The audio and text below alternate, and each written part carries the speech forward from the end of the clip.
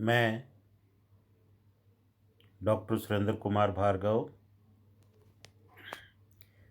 सहआचार्य BST, राजकीय महाविद्यालय खेतली। My dear students, आज अपने कॉस्ट काउंटिंग में एलिमेंट ऑफ कॉस्ट के चैप्टर में कुल लागत के विभिन्न अंग पर चर्चा करेंगे। Components of total cost. इससे पूर्व के वीडियो में मैं आपको direct material, direct wages, direct expenses, factory overheads, office overheads, selling and distribution के बारे में बता चुका हूँ और उसी के आधार पे जो स्टेटमेंट ऑफ कॉस्ट, एक लागत पत्र तैयार किया जाता है संस्था में, लागत विवरण पत्र कह दो चाहे, तो उसके बारे में अपन आज चर्चा कर रहे हैं, जिसके बारे में हम विस्तृत रूप से चर्चा करेंगे। उत्पादन की कुल लागत ज्ञात करने के उद्देश्य से एक लागत विवरण पत्र बनाया जाता है। इसमें लागत के विभिन्न तत्वों की पृथक पृथक लागत को विभिन्न वर्गों में विभाजित करके स्टेटमेंट ऑफ कॉस्ट में दर्शाया जाता है। वे इस प्रकार से हैं।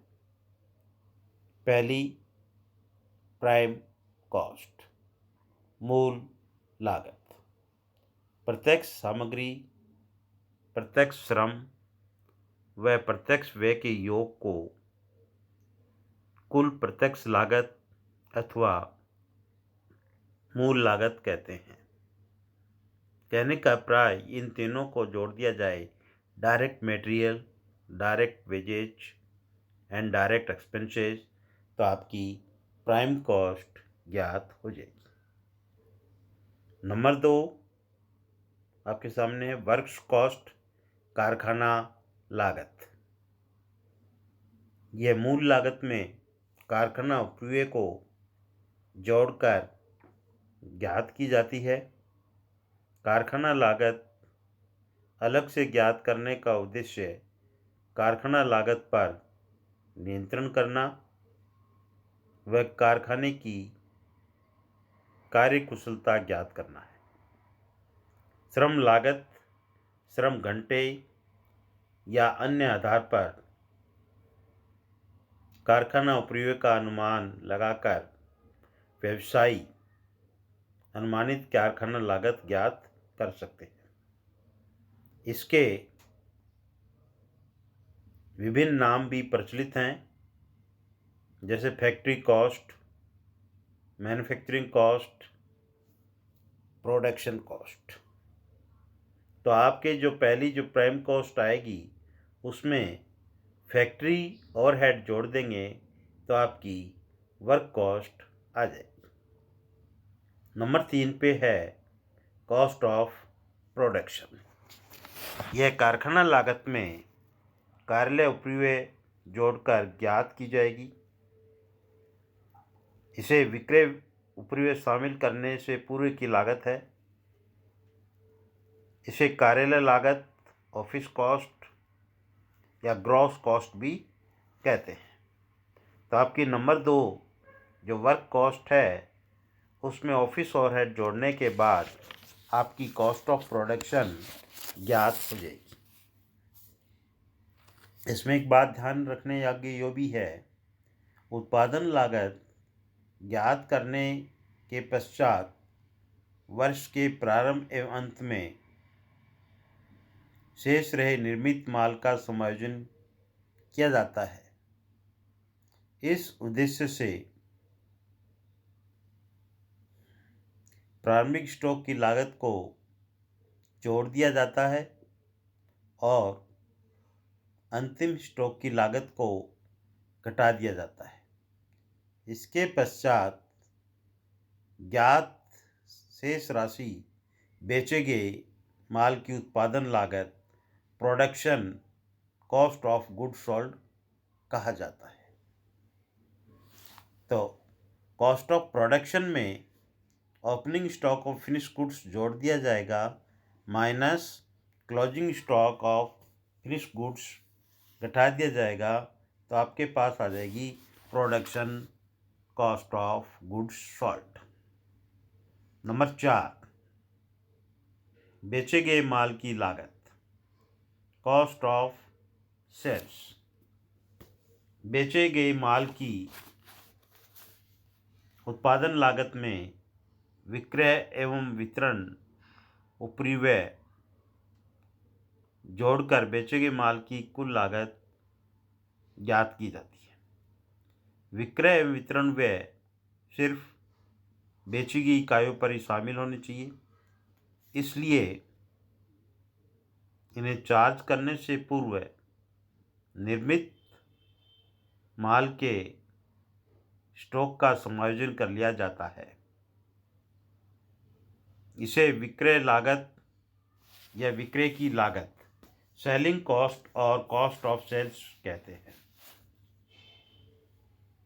तो ऑफिस चौथा अपना जो आएगा टोटल कॉस्ट, ऑफिस कॉस्ट में सेलिंग एंड डिस्ट्रीब्यूशन ओवरहेड जोड़ दिए जाएं तो आपकी टोटल कॉस्ट ज्ञात हो जाएगी।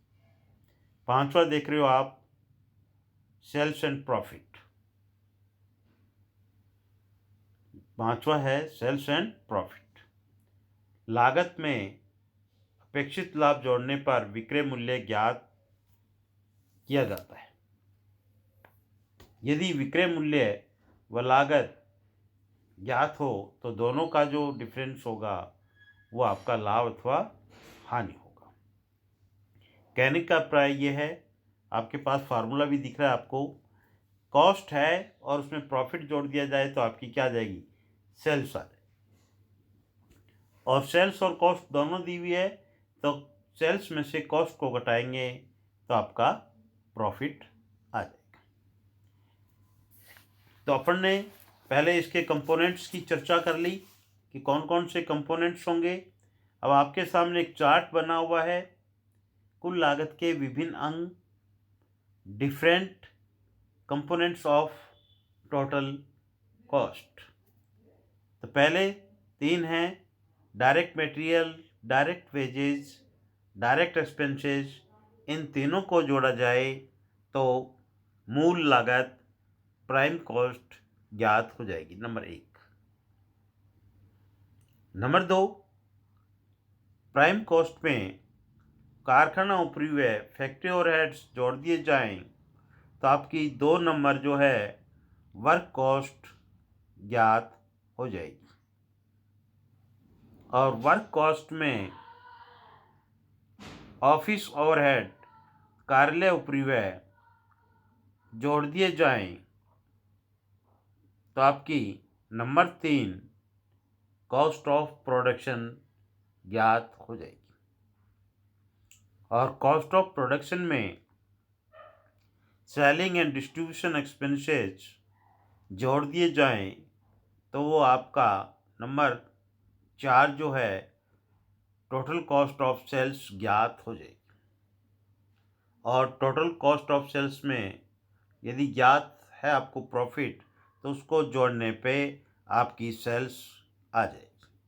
ये एक चार्ट के रूप में अपन ने different components of total cost को जाना, और इससे अपन आप के लिए फ़ायदेमंद ये है कि ये जो मैंने चार्ट बनाया है इसके माध्यम से आप इसको याद भी रख सकते हैं कि नंबर 1 पे क्या आएगा, मूल लागत, फिर उसमें फैक्ट्री ओवरहेड जोड़ेंगे तो आपकी वर्क कॉस्ट आ जाएगी। वर्क कॉस्ट में ऑफिस एक्सपेंसेस जोड़ेंगे तो कॉस्ट ऑफ प्रोडक्शन आ जाएगा।